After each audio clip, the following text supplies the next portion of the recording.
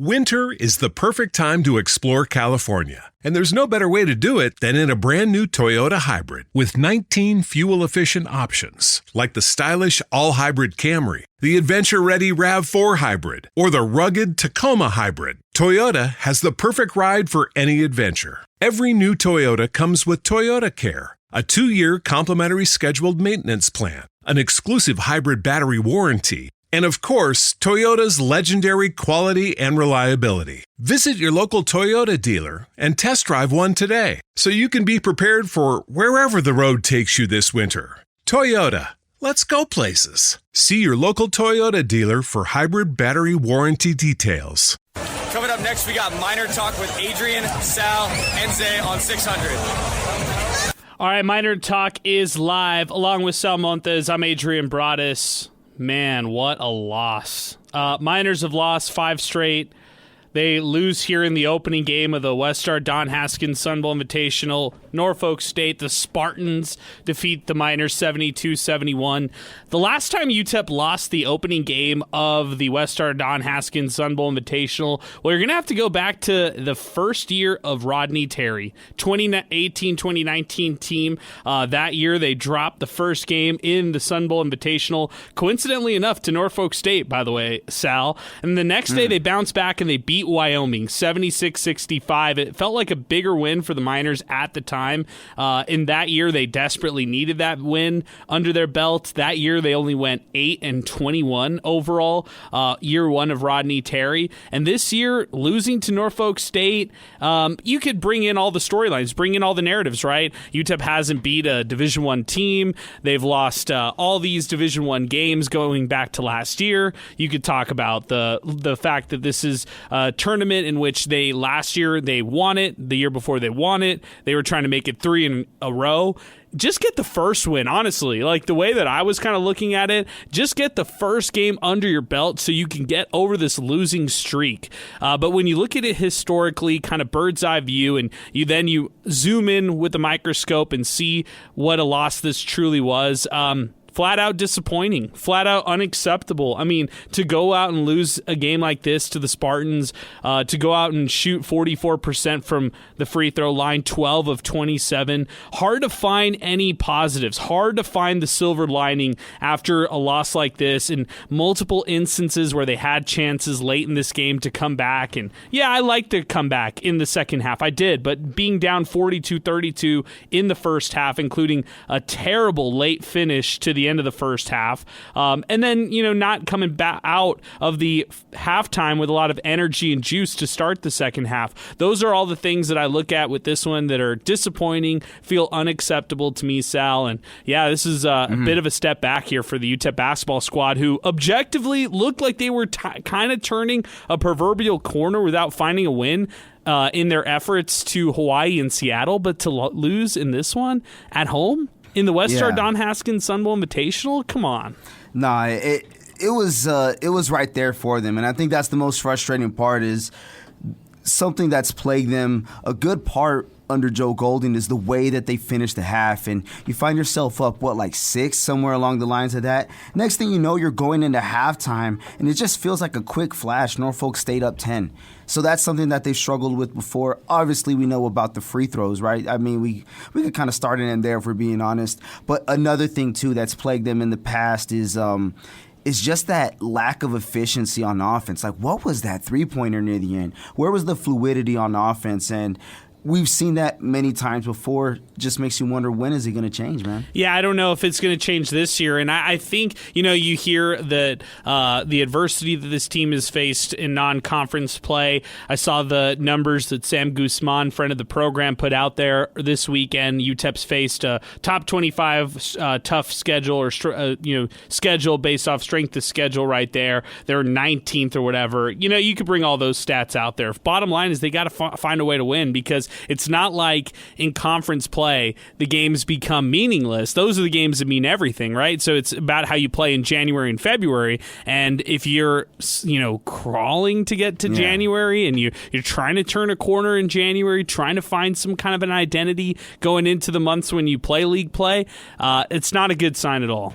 And plus, aren't strength of schedule legs up, so to speak, kind of a flex when you actually win those games? Like, if you don't, who cares about strength of a schedule if you're not winning those games when you're showing the way that you play in the final minutes all across the board, where from your weakest opponent that was scheduled to your toughest opponent scheduled. So there's a lot of consistencies in the things that don't put them over the top. Our telephone number to get things started, 915-505-6009. We're presented by Jack in the Box. Big shout out to them. Shout out to some of our supporting sponsors like Thomas Adams Apparel. I was rocking my Thomas Adams Apparel MinerTalk hat today out at the game. And in the second half, that's when UTEP Zay Galindo, our third member of the broadcast, joined this game, and he got a chance to watch this one at, full level. Zay, you worked a full day, and then you got a chance to watch a UTEP L. I was saying that all of us kind of had like big L's this entire weekend. The Rams, it started off on Thursday. Rams got, beat by the Seahawks. Then today it was the Lions, it was the Cowboys, and how about the Miners? Just adding it all. So there you go. It's the not the trifecta. It's even more than that right there from what we got a chance to see this weekend. Yeah, it's been a tough weekend, right, for the MinerTalk group, but I'll say this before we start talking about the UTEP game. I did take a win this weekend, and it was in fantasy football.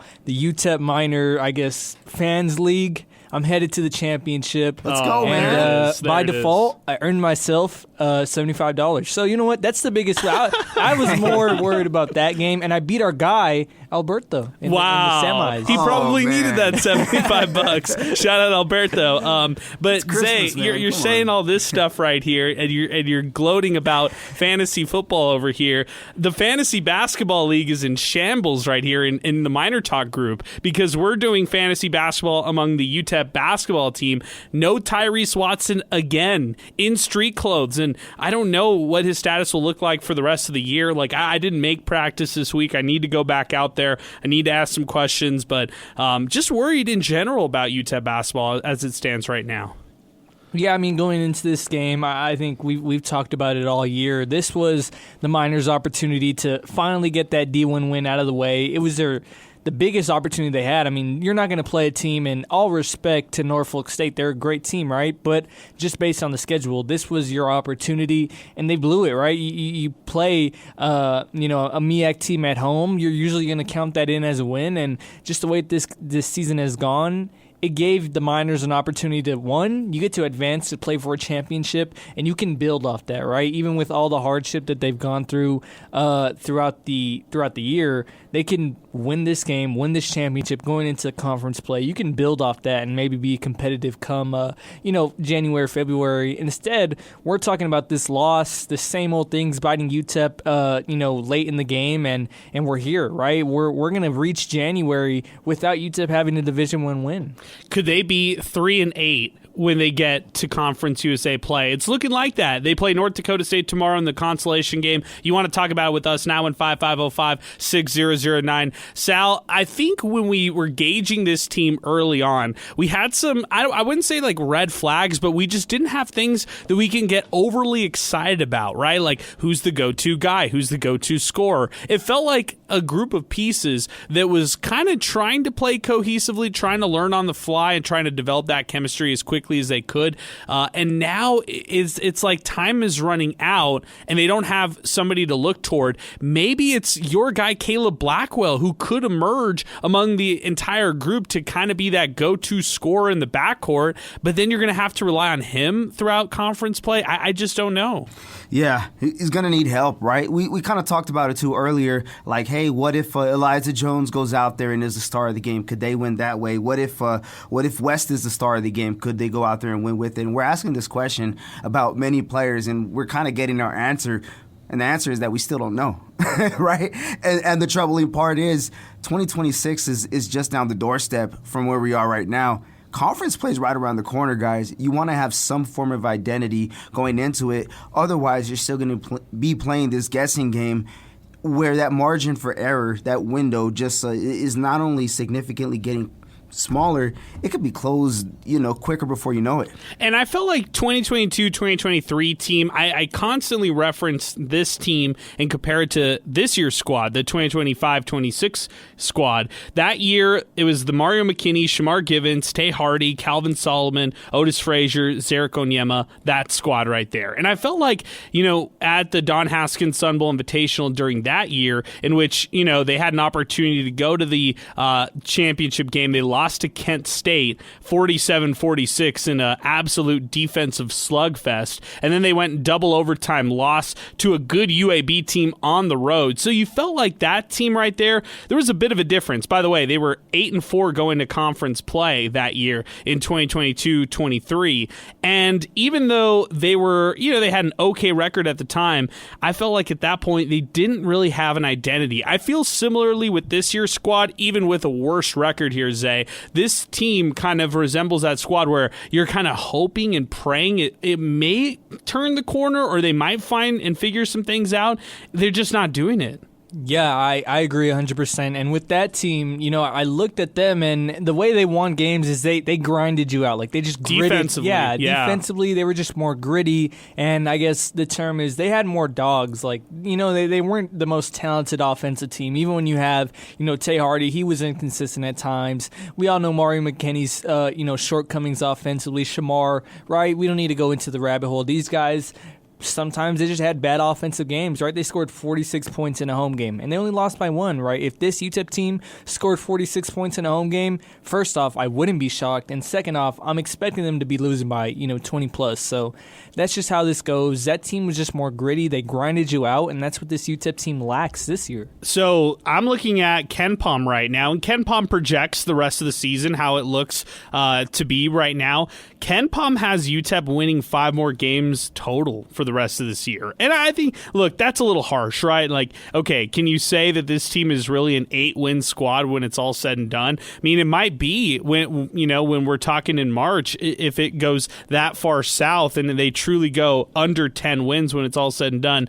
If they were to turn the page, or if they were, I should say the corner, proverbially, this year and actually turn it into some kind of substance, I really would see that kind of identity having to come back, that defensive identity, which I don't know if this year really has that. They have, good, the turnovers are always going to be their bread and butter, the way that they stylistically play on defense, they're always going to do that. But I don't know if this year's team has the ceiling of that, that 2022-23 squad where they actually won some games defensively. Oh, and by the way, like I failed to mention, 2022-23, they were 14-18. So it wasn't like they were raising a banner that year. They were also a first-round Conference USA tourney exit that year. So it wasn't like that's a really high ceiling right there to get to. I'm just trying to compare it to a down year. And hey, for the first time ever under head coach Joe Golding, they lost the first game of this tournament. Like they typically win it. In the past 2 years, they've actually raised the trophy and actually won the championship. And so going into this one right here, I guess that was about the only thing that was positive going into this game, Sal, is that you had to draw on last year and the year before for any kind of positivity. Nothing this season. The 2-time defending champion UTEP Miners of the WestStar Bank Don Haskins Sun Bowl Invitational. That was the buzz going into this game. And yeah, I guess if you're a history buff, but if you fast forward to this year and have been to some games, you really didn't know what to expect if you had an idea of what to expect before. So I don't know, man. I don't know either. Let's go to the phones. We'll take phone calls. I really don't have a lot to say after this one right here. I'm just bummed. I'm disappointed right here. Our telephone number, 915-505-6009. You heard from head coach Joe Golding afterward. The rotation they've kind of run with since Seattle, they're basically all bets are off. Everybody's gotten open competitions, open battles right now. And I don't know what that means for tomorrow and for the rest of this stretch right here, but they've got to figure out how to get some victories. 915-505-6009. More thoughts from us here in a moment, but let's go to some phone calls and get some comments on Twitter next. Brian's first up with us. Brian, good evening, man. What's going on? What's up, y'all? I hate to bring this up, but KenPom may be slightly right in regards to a single-digit win season. This is according to one of my friends who is close with UTEP sports, he made it noted that this is the second worst start of all time for UTEP men's basketball. The other three worst times were Billy Gillespie's first year in 02 through 03 and Rodney Terry's first year in 18 to 19. And noted, that was each coach's first season at UTEP. This is Golding's fifth. It's kind of ridiculous to me how you never really see improvement year after year and all that. It just kind of seemed like it's been regressing ever since the loss to West Kentucky in the conference final. I don't know what to tell y'all, but I'm not really anticipating much going forward. Go support women's basketball, though. They've been on a roll, I'd say so. Yeah, and I think that squad right there, at least, they're trying to build on some steps for, a program like the men's side of things is seeing where it's year-to-year roster building. You don't get to retain players. It's year-to-year roster creation. It's challenging, and I think that's what was challenging about this year's squad is to develop a nucleus that could win and, be sustainable in this new NIL era. Like, if I talk to media members across Conference USA, most media members will tell you that their NIL for their respective programs range anywhere as little as $200,000 and $300,000 for the entire team. And then the best teams out there are the teams with the most NIL money, the Liberties of the world. We're talking about $1.5 million. But outside of that in Conference USA, there's not a lot of millions out there. We're not talking a lot of M's. We're talking a lot of six-figure entirety for their entire NIL roster right there. So when we bring in the NIL discussion into all this right here, and you also compare Utah, it's not like they're like the last. What I'm trying to say is they're not low man on the totem pole in Conference USA. Could it be better? Sure. It's not as good as a school like Liberty, and not as like maybe even a school like New Mexico State from some of the things I've heard. But at the same time, they have a competitive NIL structure in Conference USA. They're going to make a jump next year to the Mountain West where their NIL structure will actually be in a second or third tier compared to schools like New Mexico, Grand Canyon, UNLV, even Nevada, who right now Nevada is paying a six-figure deal to Corey Camper Jr., and he's making almost 3 to 4 times the amount he would have ever made here at UTEP. So the reality is, even though the NIL isn't at the peak of where it could be, if the university or if everybody around here in El Paso went all in on UTEP, where that number could be, but it's still competitive. And UTEP right now on the floor, a 3-7 record would suggest that they just didn't construct this roster maybe the way that they thought it would look like up to this point. And I think that it's fair to say that the teams that they play, the Utah States of the world, who right now is a top 30 team, William and Mary, UAB, Seattle, Hawaii, who are maybe teams who are better than we expected, at least before the season started when we were evaluating it on non-conference. But to lose against Norfolk State at home in the first game of the tournament, that's where it feels like a step back, Zay. I feel like they took steps forward on the road in Hawaii and at Seattle, but now a bit of a step back after a head-scratching loss here tonight.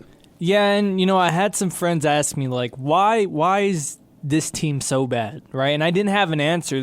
Their thoughts were maybe they asked me, do they not have funding? Do people not care? This and the third, and you said it perfectly. They're not going to lead Conference USA in their NIL budget, but they're in the top half of that, right? They're above the the Kennesaws and the Jacksonville States, teams like that. This is a competitive roster budget in Conference USA. This is a good program, and they're struggling. And you said it perfectly. They took some steps forward against a good Seattle team and a good Hawaii team, but they just didn't put it together tonight. You had the opportunity to build off those to play for a championship. I said it earlier. You could have set this season in the right direction going into conference play. Instead, it's just getting worse and worse. And you have 20 conference games coming up. I don't want to say they're not going to win those 5 games that Ken Pom said, but there's an opportunity that they really could be 8 and 22, 23 at the end of the year. I wouldn't be shocked. Sal, I will ask you this. Based on what we've seen in the past and based on the Mountain West and what we will see in the future, is this the work, like, would you say inferior wise, talent wise, and all that? What is the issue with this roster, in your opinion, that kind of plagues this team from actually getting over the hump and finding ways to win? I think I'll start off with what I'll knock off the list to even consider. I think fast break defense. They've been more impressive this year, and that's kind of why they had a chance in this game. So I'll definitely throw that out of the door and say that's something that I am impressed with.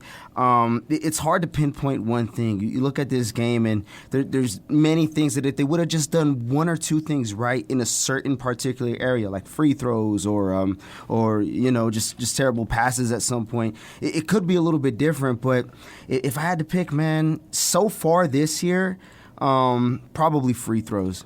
Yeah, and I would say like out the gate. Today is a prime example of it, but we've seen it before this year. Yeah, and I would even say like consistency as a whole. Like that's why it's hard. For sure. Like even with Zay saying it's hard to really put a pin on one thing that makes this team quote unquote bad or inefficient or whatever word you want to use for it. And when I throw it your way, asking where's the deficiencies on your side, you're having some tough time. Although you can pinpoint certain areas where they struggle, but I think it goes back to what you were saying earlier. They don't have a lot of dogs on this team who really are just like hungry dogs and want to play at a high level. And then on the flip side, I just don't know if this is the right roster right here for the winning in the ways that people expect them to here at this point. I think it's a cohesion thing, a chemistry thing, and just not putting it all together. If I had to pick one, because I think free throws is the easy one, maybe the cohesion and the complementary things. Because another thing they're doing better is, we said this at the beginning of the year, we thought it was a big concern, but they got more rebounds tonight than Norfolk. They're like, hey, go out there and, play bigger, go be dogs. And they are in that sense. Unfortunately, it's not an all-around type of thing because you're taking one step forward, but then you do three things terrible. Now you find yourself behind the eight ball majority of the time. And there were a lot of comebacks tonight, Adrian, a lot of opportunities. This game, it's not like they ran out of time in this game. No. As soon as they would get close, Norfolk would just do something else to kind of separate, or the Miners wouldn't do what they needed to do to close that gap. So I can't walk away from this one saying, you know what, it was a good effort, things and that. Nah, man, we said that the last couple of games. Go out there and seal a deal. Let's go to Twitter and X. We'll get some comments there, and then we'll start giving our final comments. So we'll wrap this one up tonight because we got a twofer. We're back at it tomorrow on MinerTalk after the consolation game between UTEP and North Dakota State. Blaine McDonough says, Joe Golding calls a timeout. The play is drawn up, and it's a KJ Thomas desperation three. What a coach. This is from @someonejustwin. Man, Horton is terrible. This is from Adult Who Cares. Objectively hilarious team. Ran dribble handoffs for 30 seconds against the zone, then panicked and airballed a contested three in a 1-point game. Comedy. This is from Otter. Was there a need for a timeout? It's literally 0 seconds on the clock. Game over. This is from JK. Fire Golding. You turn men's basketball to a joke. Pinky, free throw shooting practice after the game. See you tomorrow. Xmod V3, El Guapo, writes, the writing was on the wall for Golding last year. What I want for Christmas, fire Golding. And yeah, I'm just going to stop there, right there. Tristan Pence. Number one, give the Miners credit. They fought back after a horrible end of the first half, a constant problem in the past 5 years. The free throw shooting was poor, but really came down to bad coaching. The Miners now have lost 15 of their last 16 against Division I competition. Number two, Golding says that it's time to shake the tree and give others a chance. I agree, but I say give Coach Cox a chance. Coach Joe Golding must resign now, or Jim Center needs to do his job and fire him. #MinerTalk. Wow. Yeah, brutal comments after this one. I go back to the consistency thing for me. You'll see a good possession offensively. You'll see a nice Caleb Blackwell three-pointer. And then on defense, they'll allow an easy bucket. Then they'll go out on offense, and they'll turn up a nice play, and it's an Elijah Jones foul. He goes to the free throw line, nails a couple free throws. Then on the other side, they'll give up a three. Then they'll turn the ball over. Then they'll give up another bucket, and then they'll go on a scoring drought. Like, it's just inconsistent play for me. You only reserve the right to make mistakes when you do so many other things right when you're winning. You know, if you're Norfolk State, like, they could afford to miss a couple of free throws here and there. Why? They were steps ahead pretty much the whole game. It's easy to say this, right, hindsight, but if you're the Miners, I mean, it's kind of like, hey, play bigger. They play bigger today, right? Hey, go ahead and be better in fast break. They do that today, but that doesn't give them the right to go out there and have those terrible turnovers at times, go out there to miss those free throws. So I think that's the troubling part. So, and it's always interesting hearing people say, hey, well, they corrected this. It's like, cool, they did. But guess what else they did wrong? Look at what they had other shortcomings in other spots. It's like, hey, I cleaned the bathroom. Oh, but sorry about that fire in the kitchen. It's like, what are you talking about, man? You got to put it together pretty much all around. It's not about patching one thing and then, hoping it makes up for the other one. Zay, I'll give you a telling stat. Scoring percentage, UTEP 50%. Turnover percentage, 24% for the Miners. And time leading, almost 10 minutes. Time trailing, 26 minutes and 16 seconds. Just disappointing, right? And, with their offense, a lot of it, down the stretch, it was just... whoever, it felt like they'd run their action, they wouldn't get anything out of it, and, 10 seconds on the clock, it's Caleb Blackwell, he has to create his own shot, it's KJ Thomas having to create his own shot, it's forcing the ball down low, trying to get Jamal West a good look, and like you said, that'll work sometimes, right? But the reason it's inconsistent is they don't have guys to do that. They don't have these, shot creators that can create on the ball and create off the ball. They don't have that late shot clock, hit a tough shot in your face. They just don't have that type of guy this year, and they really haven't had it the past couple of years. And, it's sad. It's the same problems plaguing this UTEP team that have been plaguing them for, even since that 2022 season. Going to Poncho on Twitter next. Everyone needs to stay after the game and shoot free throws. Can't go home until each of them makes 10 in a row. Golding needs to go. #MinerTalk. Diego Mendoza from El Paso Matters. Golding's defensive scheme just doesn't work. They shouldn't be favored against anyone. Too many wide open threes on defense. On offense, too many turnovers and missed free throws as usual, and no flow. Sure, they're semi-competitive, but it's just a disaster of a season. Glad I didn't re-up my season tickets. Man, they, tonight in attendance, you look at what we saw from UTEP and the fans, 3,525. That's it. Emart 7704. They would be there all night talking about Poncho and making 10 free throws in a row. Esteban, I know it's not a game ball, but it still has Don Haskins' signature on it. And so R.I.P. Don Haskins from Esteban. Text Truth Tejano. The problem with UTEP basketball is free throws and players. KJ Thomas and Trey Horton. KJ Thomas and Horton is in La La Land. He doesn't have that killer instinct. All right, guys. You guys ready for this one? I was having a conversation at one point in the game, and I got to give you the numbers. I'm a numbers guy, and I got to throw the numbers at you guys, and I'm not happy to do it.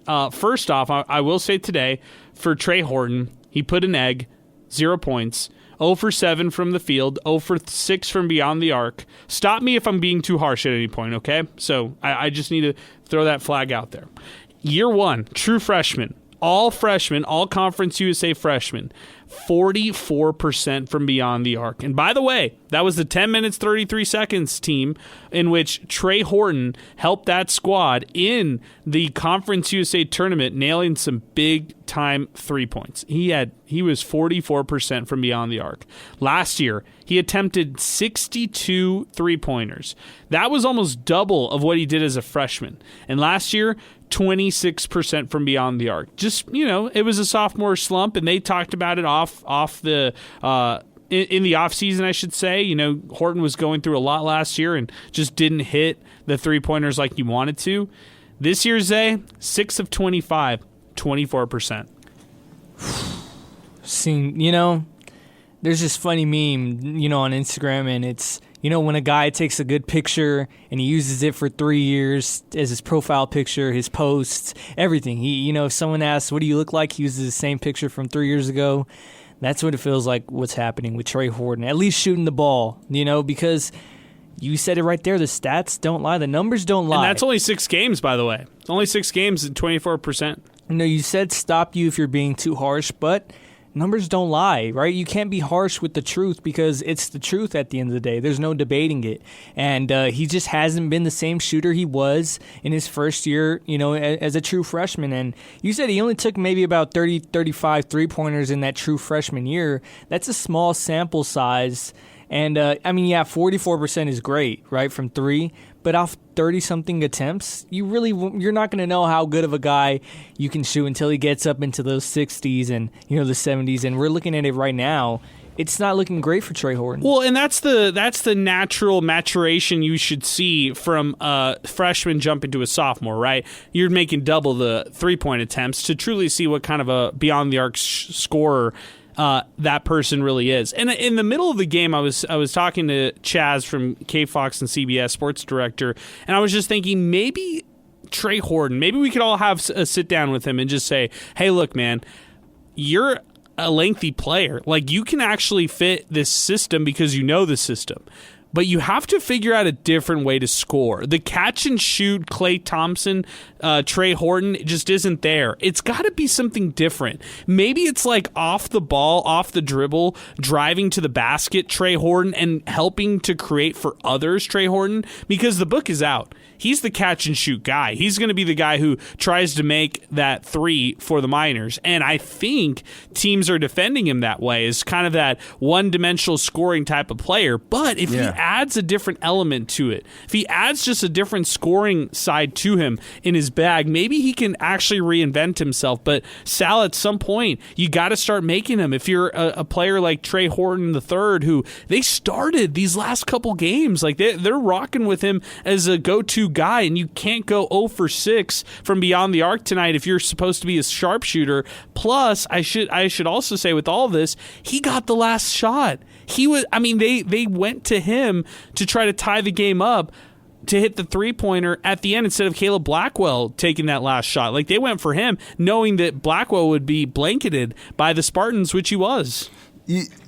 What's the saying, right? Like, hey, when the shooter's in a slump, just keep on shooting. But at some point, you got to be able to get other guys on your team shooting or get some better looks. So it's crazy, man. As soon as the ball is swung his way, defense is closing in. They don't have to worry about a blow-by. They don't have to worry about a dish out more times than not. They're pretty much just closing in. That's affecting the shot. So I agree, man. Have something else going your way. Try some different looks. But I don't know, man. It's tough because you definitely talk about this team like, hey, they need a three-point shooter. They need this. They need that. It's not working out. And form-wise and everything, it looks to be Trey Horton, but something's got to give, man. This is where that second and third type of level of basketball comes in when the first thing's not available. Sal, were the expectations too high on KJ Thomas to make a jump here his sophomore year? And are we not seeing that, or will time tell more than what we currently see right now? Man, it's hard, man. Pick 2 or 3 players, right, that you feel really right? confident about. There's a lot of other guys on this team with a similar resume who you're like, okay, well, this could be the year they make the jump. And they haven't really lived up to that yet. I think for Thomas, who's also had chances to start for this group right here, he had some lapses late in the game that just were those lapses that you find, man, I get it. It's from a younger player. It's a sophomore still trying to grow into himself and trying to figure out himself as a player. But is he a catch and shoot 3-point scorer? Is he an off ball defender who can guard high-level backcourt? Like, is he... I don't know if we know who KJ Thomas truly is yet. And it's hard because you're looking around the roster saying, hey, the crown is available. Somebody go snatch it. Make this your team. And you got to see flashes of that from Thomas previously, but... I mean, it's almost there, man. Just make better decisions, I think, if you're KJ Thomas. Don't try to rush things as much as possible. Shout out to Joey H. in Lubbock, who's chatting with us on our app. Also, shout out to Joey H., who said, what about Norfolk State NIL?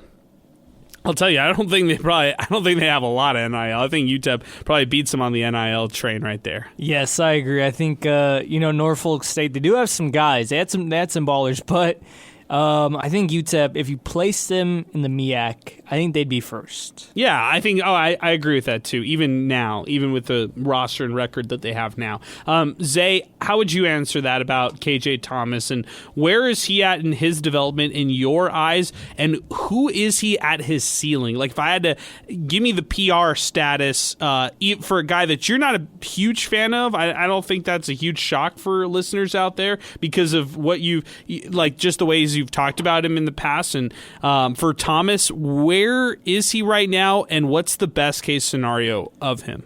Well, I think the best case scenario, and I think the scenario the coaching staff would pitch to you is, you get him more in-game reps, he gets better, and he's your main ball handler, right? He brings the ball down the court, he facilitates the offense. I mean, tonight, 5 points, 4 assists, I think, right? You see where they want to go with him. They want to make him a true point guard that can defend on the ball, who can create for others, and occasionally can get his own buckets. But right now, he just doesn't do any of that at a high level, right? I don't want to be mean, but you can't score 5 points, only 5 points. And I don't think it was an efficient day for him either, right? He still struggles to create for himself off the ball, right? He's another guy that if the ball's not in his hands, you don't really expect much from him, right? You don't expect KJ Thomas to sit in the corner and bang that corner three wide open, right? It probably just isn't going to happen versus, he's going to facilitate at a high level, but it just isn't there yet. It isn't there yet, and you can say that for a lot of teams, right? You guys talked about it earlier. He just hadn't taken that step to be like Steph. He hasn't taken that step up to be like, a high caliber point guard, which you need in college basketball, and especially under this system. I feel like with Thomas, too, again, maybe the expectations were too high. Like, I don't know if he was ready to make that jump just yet. Like, Terrell was ready to take on a player one alpha type of role after year one. I think he is that kind of player. I don't know if Thomas is that player on his side, but he still is a good player. I don't know if he can make that leap just yet. Like, I think Thomas's best basketball will be in his junior and senior year, and he's still trying to learn here as a younger sophomore. And again, you're handing the keys to a guy who's a younger player on your squad, and just not really having that much success around it. The front court continues to shine, guys. I mean, I got to give shout outs and props to what we've seen from the trio of guys. Kasim Watson, who's starting to make some threes, and there's your guy. There's your smooth killer right there, Zay. 17 points, 5 for 11. He's shooting a lot, but I mean, they need it, right? 7 rebounds.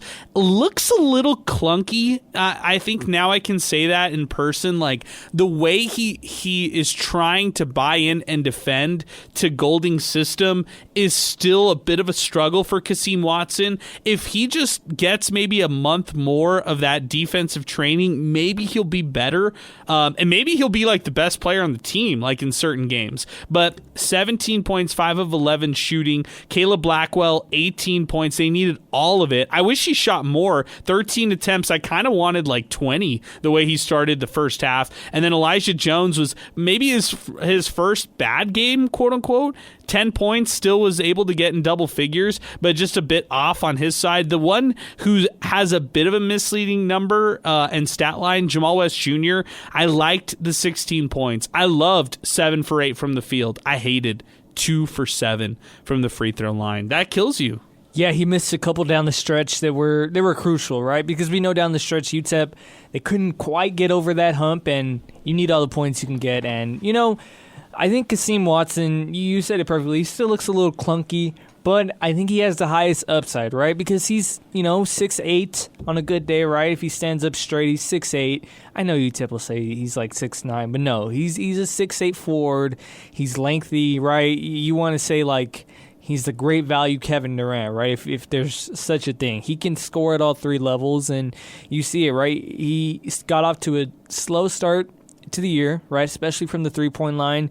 He's finding his groove, and if he can get up, if he can get on, he's probably the best player on this team, right? He has the highest scoring upside, I think, in my opinion, and the guy that's right behind him is Caleb Blackwell, right? I agree. I think he should have took more shots down the stretch, and, at this point, I'm at the point where it's like, what do you have to lose? Just let Caleb Blackwell take 20 shots, right? If he goes 2 of 20, oh well, right? You still lost this game. You're going to lose it regardless. Might as well let him go down shooting because he's another guy. He's a guard. He's shifty. He can create on the ball, and you need a spark. And speaking of sparks, where was Cassius Brooks? I was no second half minutes, I think. Yeah, I mean, there's a lot of where is he? Where is L.A. Hayes? 2 minutes today off the bench. Where where is somebody like Bai, who, by the way, no pun intended, by the way, he is showing up.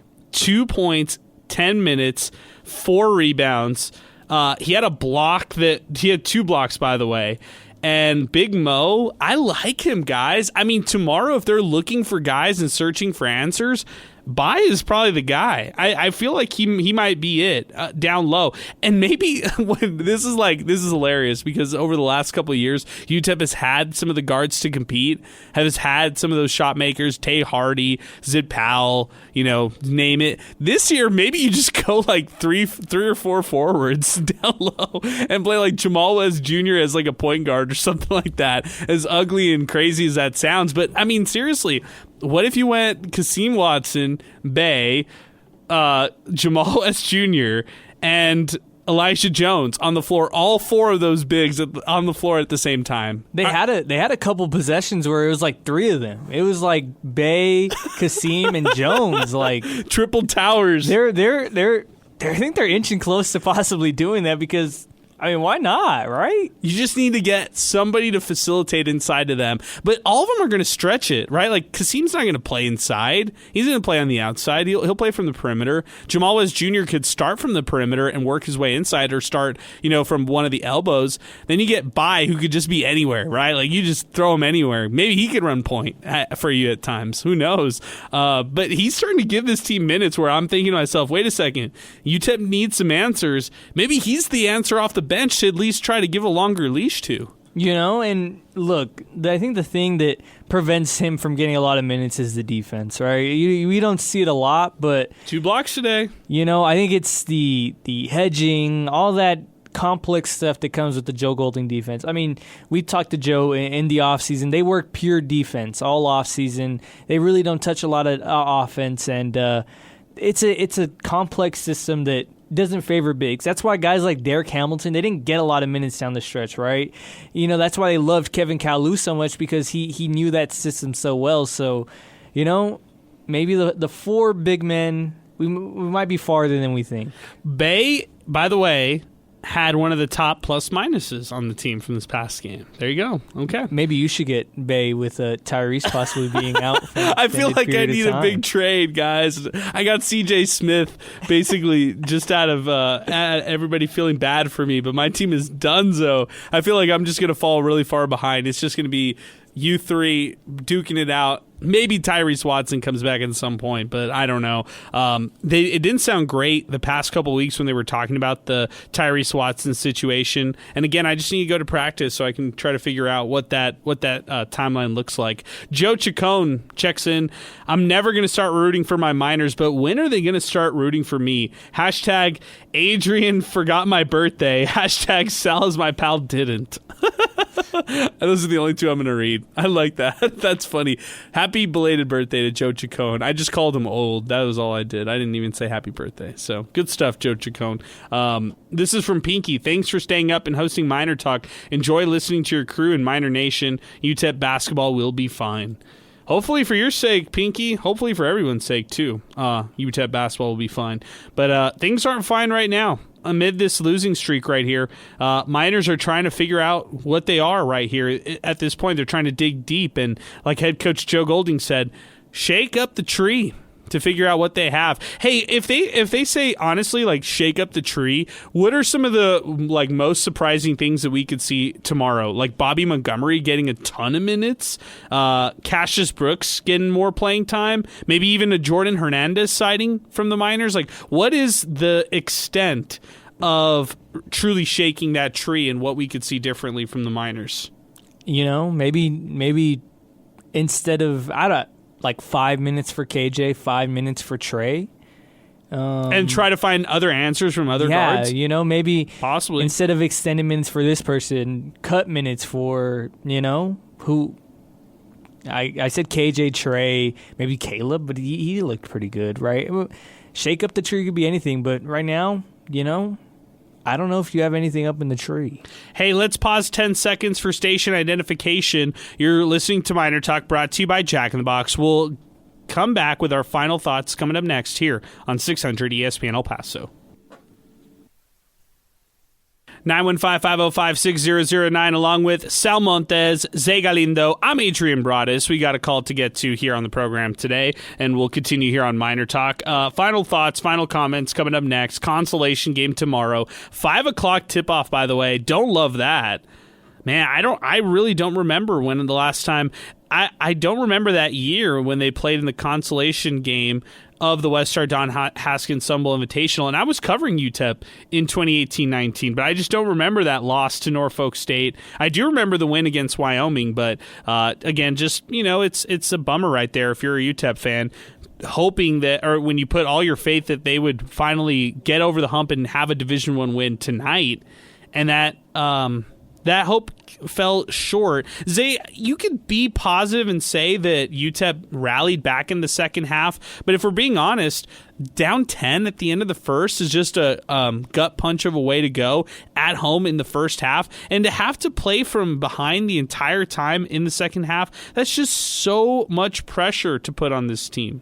It is, right? And look, Norfolk State, that's a game that everybody should be penciling as a win. Like, there's no other way to put it. Yes. And being down 10, the way that they closed the half, right? Those final 30 seconds, like, if one thing doesn't go, UTEP didn't turn over the ball or something, you're down only maybe 8, you're down only maybe 7. Those are 3 points that, you got to close out halves better. You got to take every second, every possession, serious, because this team, they need it, right? They need every point. They need every rebound. You talked about they don't have an identity, and the only way right now they're going to win games is by just outgrinding you. And they got outgrinded tonight, and they especially got outgrinded in those final 2 minutes in the first half.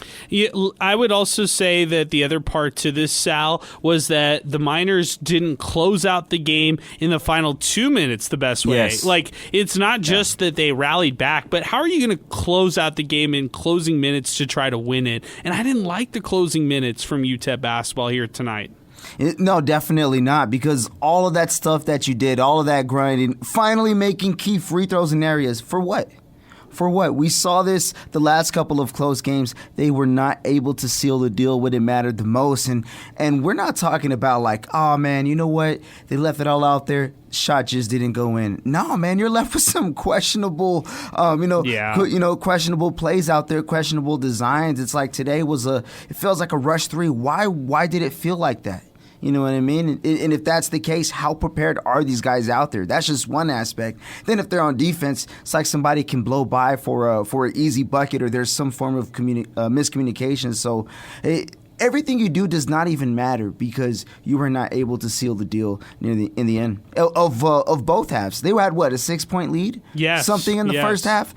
And then I'm like, wait, what? I just clicked the refresh on my screen. I'm watching it, and it feels like it just happened in a flash right before our very eyes. Yeah, I felt like the other part to it is the same way that it happened in a flash was the same way I was thinking that they would come back, they would rally and make it a one-score game, and then the lead would vanish, or the short trailing would just vanish away. And that's just another thing too, is stringing along consistent basketball in order to have more success. That's a big problem too. Joey from Lubbock chimes in with more on our app. The conversation about NIL and cohesion with this team needs to be done. It can be an excuse for a smaller roster. Team sports at UTEP have been successful, including the basketball team, in this era, but they need to win to compete next year, and that needs to be at the highest level. So we are lucky that Utah State is leaving for a lot of sports.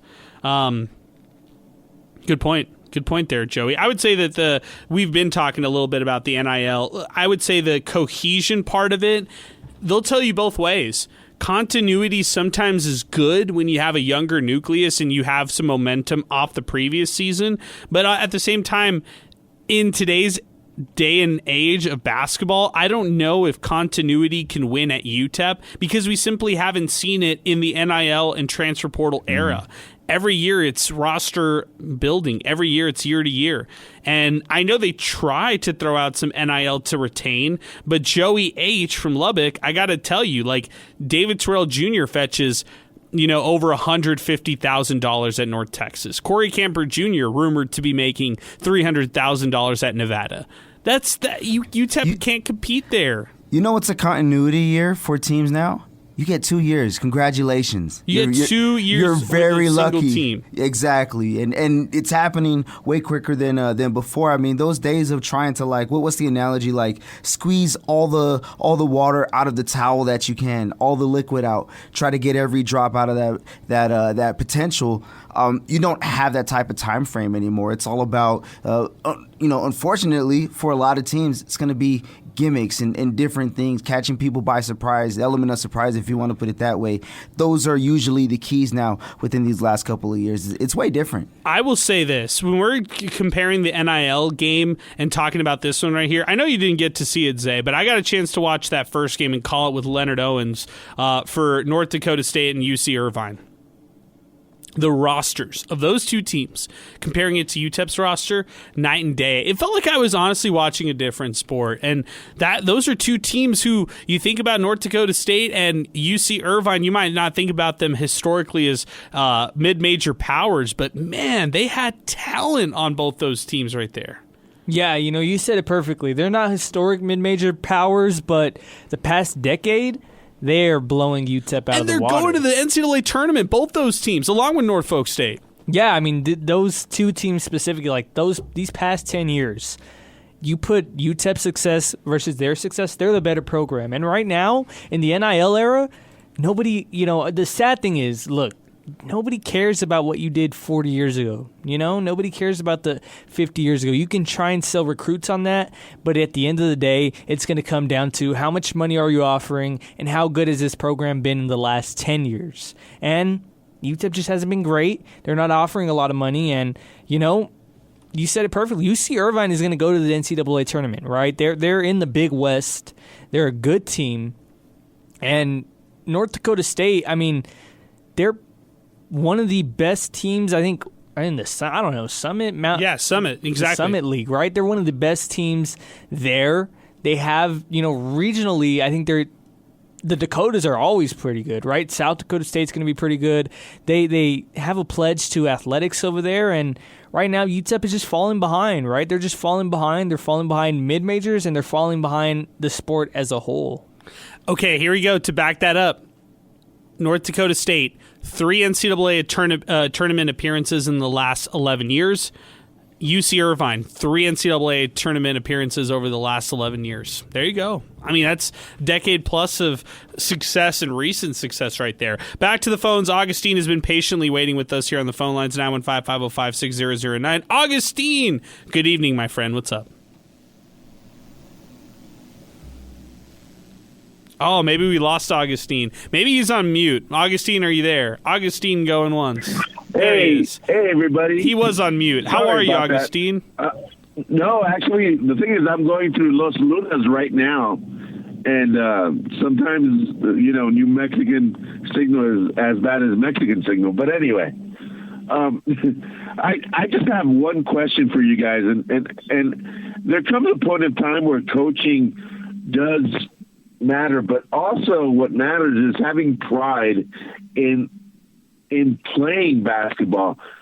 Do you think, and do you think it's gotten to that point where there's no pride in the team of what they're trying to do or how they play or whatever, or the players are just not responding to anything? Has it gotten to that point where it's a matter of pride? I don't know if it's gotten to a pride point yet. I hear your point, but I don't honestly think that it's gotten to that point just yet. I wouldn't go there yet.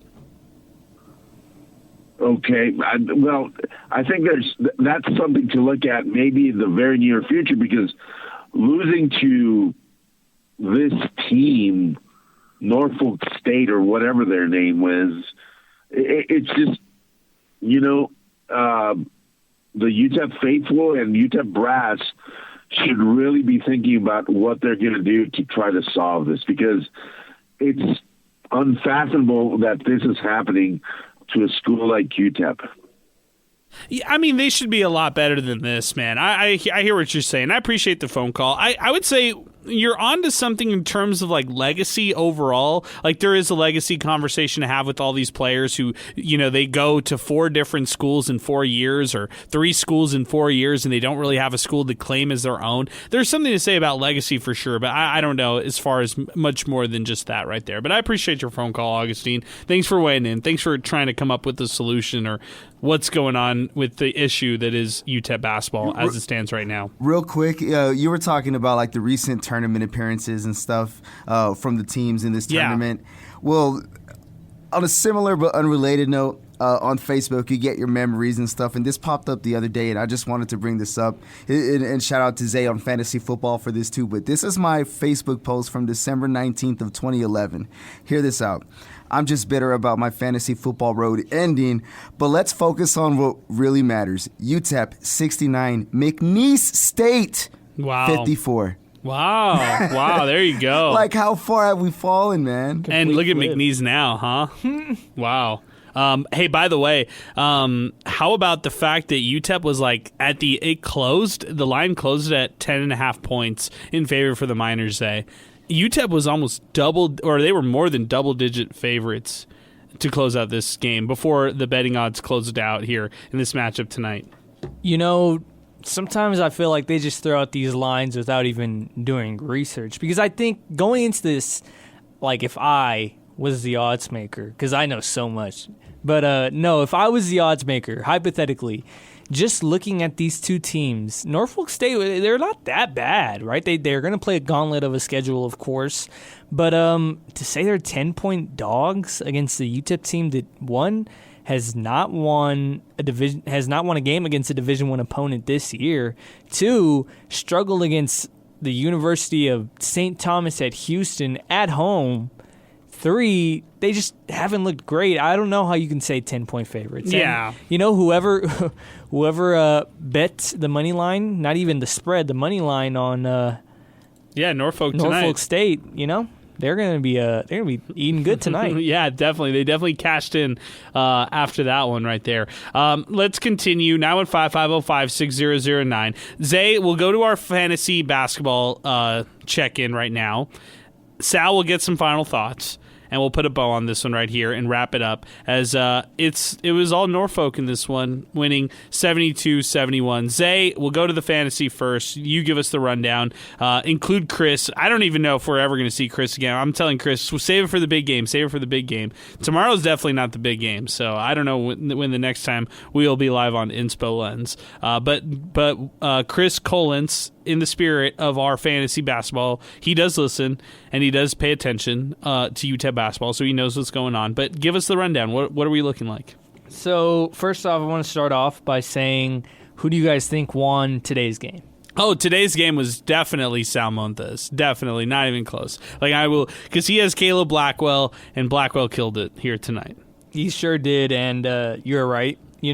With or without Mbaye, with Mbaye or without him, with Jordan Hernandez, who didn't play tonight, Sal still wins this game. 47.3 points, 30 of them coming from Caleb Blackwell. So just a dominant night from him. Who do you think got second place? Chris, because of Jamal West Jr. Jamal West Jr., 28.4 points, but it wasn't enough. Oh, it was you. It was me. Kasim the Dream. Trey Horton's 3 rebounds, and Bobby Montgomery's 2 points put me over the edge. I got 35.5 points, second place, and then Chris in third with 30.6, and unfortunately, Adrian dead last. Only 8.4 points tonight. Who gave me a bucket? Who gave me some points? KJ Thomas. Thomas, and you would have had more, but David Tubeck actually had negative 0.8 points tonight. So bummer. No, of course, DNP from Tyrese Watson. So Rough day at the office. Rough day in my fantasy draft room as well. Maybe next year we'll draft better. And that'll tell you, don't fall in love with the point guard who looks too good to be true, I guess, early on. Actually, I think there's still a lot of good basketball left in Tyrese Watson. I just don't know if he's going to come back this year or not. I really, that's a big time question mark right there. If they get him back, what kind of juice could that bring to the offense? I mean, I still think that's still a tough task to tell. Sal, I'll let you go back on this. How confident are you right now, Sal? I feel like if I were you, I'd feel really confident. I want to, but it's hard, man, because we're talking about a team who seems like every other night there's somebody else. So fortunately, it was a good day for me. Fortunately, it was a good day the last game as well, and I think there's more to come. But at the end of the day, it's about consistency, and you haven't seen that much from everybody. That's the humble answer, but I feel pretty good if I have to flip the switch and put that magic 8-ball out there and see myself holding up the trophy. So, guys, I feel like for this men's basketball squad and what we've seen this year, I feel like that it's been disappointing for sure, no doubt about it. And maybe they can turn a corner. Maybe there is a way. And tomorrow's game against North Dakota State is just going to be an uphill battle. So I just don't see the Miners coming out victorious. Dare we do it the next time UTEP will win? It's not going to be tomorrow against North Dakota State. Then next Monday at La Tech. Louisiana Tech, by the way, 6-4. They just dropped a game to Tulane. That's pretty much their last matchup before they play the Miners. After that, UTEP takes on Missouri State. Maybe it's Missouri State. Maybe it's the Bears, who are 5-5. They beat Oral Roberts, though, just last week, 63-62. You also have FIU on the road after that. The Panthers are 6-4. It's a winnable game, right? Even if it's a team like UTEP that's sliding a bit, it's a winnable opponent right there. So, guys, any of those teams you feel good about? I would feel good about Missouri State. I almost feel like that one could be the one where UTEP circles and says, all right, Friday, January 2nd, maybe that's their first win against a Division I opponent. And it'll come in 2026, though. Any of you guys want to take a stab at a different one right there?